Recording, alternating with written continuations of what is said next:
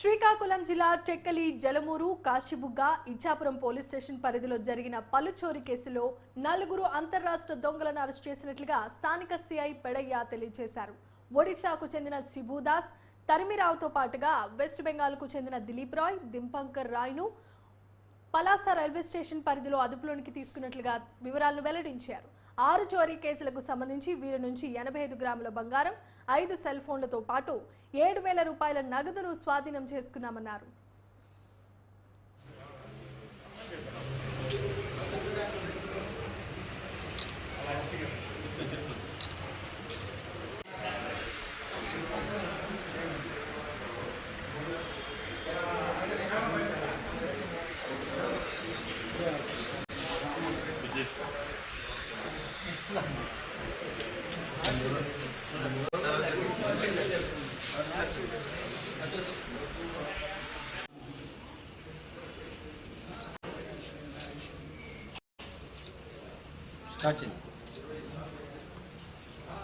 వాళ్ళకి చోటు దగ్గర నుంచి కూడా 85 గ్రాముల గోల్డ్, అలాగే 4 మొబైల్స్, 7,000 రూపాయల క్యాష్ మనం ఆ దగ్గర నుంచి రికవరీ చేయడం జరిగింది.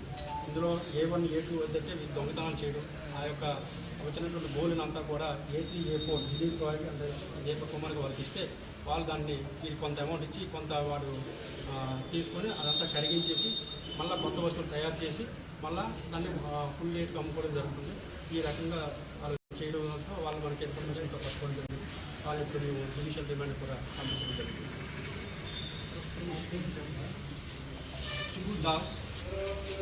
శిబుదాస్, అలాగే తరిమీరావు, దిలీప్ రాయ్, దిప్నాకర్ రాయ్ వీళ్ళిద్దరు కూడా తండ్రి కొడుకు, వెస్ట్ బెంగాల్. పై ఇద్దరు 1, 2 మన